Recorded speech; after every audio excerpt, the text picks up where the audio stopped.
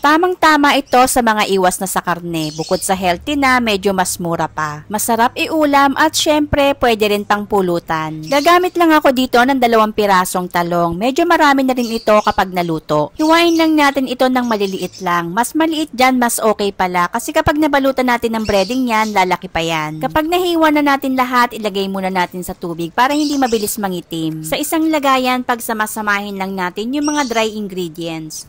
Gumamit ako dito ng cornstarch, all-purpose flour, black pepper, salt, onion powder at garlic powder. Pwede rin kayong gumamit dito yung mga breading na ready to mix na gaya ng crispy fry. Ihalo nyo lang ito sa harina kung gusto nyo lang naman at saka mas malasa yon. After natin pagsamasamahin yung mga ingredients, haluin lang natin itong mabuti. Sa ginawa kong dry mixtures, magbubukod lang ako dito ng ilang kutsara para lagyan ko naman ito ng tubig. Ito naman yung gagawin nating batter. So lalagay natin dito yung talong. Pwede kayo maglagay dito ng itlog pero ako hindi na ako naglagay kasi konti lang naman yung lulutuin ko. Haluin lang natin hanggang matunaw ito.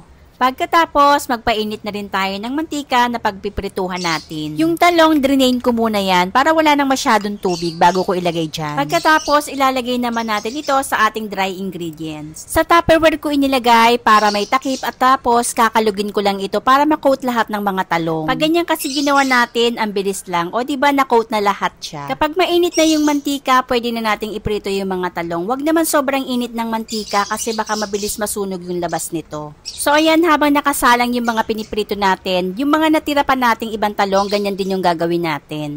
Lutuin nating mabuti hanggang sa maging crispy yung ating talong kasi mas masarap kapag crispy ito. Kapag brown na, hanguin na natin kasi malutong na yan. Yung ganito pa nga lang ang sarap na papakin, para kang kumakain ng chichirya. So ayan, second batch na, iprito ulit natin hanggang sa maging malutong ulit ito. Ito na yung second batch, luto na rin. So medyo liitan lang natin yung hiwa kasi kapag prinito siya, ayan, lumalaki pa dahil na-coat na siya. Kapag sa sisig kasi mas masarap yung medyo maliit lang yung gayat. Pagkatapos nating maluto, titimplahan lang natin ito. So gagamit din tayo dito ng soy sauce. So ayan, tansya-tansya lang tayo. Pwede naman tayo magdagdag kapag matabang. Maglalagay rin tayo dito ng kalamansi, ng sibuyas. So depende na sa sibuyas kung anong gusto nyong gamitin. Pwede kayong gumamit ng red onion or white onion. So depende na rin sa inyo kung gaano karami. Maglalagay rin tayo dito ng oyster sauce, ng mayonnaise at saka ng paminta. Sa mayonnaise, kahit anong brand naman pwede natin gamitin or kung saan kayo nasasarapan na mayo. Pagkatapos natin pagsamasamahin lahat ng ingredients, so ayan, haluin lang natin itong mabuti. Pwede rin tayong maglagay dito ng ceiling green, mas masarap. Nakalimutan ko lang kasing bumili. At syempre, kung gusto natin na mas maanghang pa, maglagay tayo dito ng sili na red. So ayan, ganyan lang kadali. Simpleng talong lang yan, pero kaya pa nating pasarapin.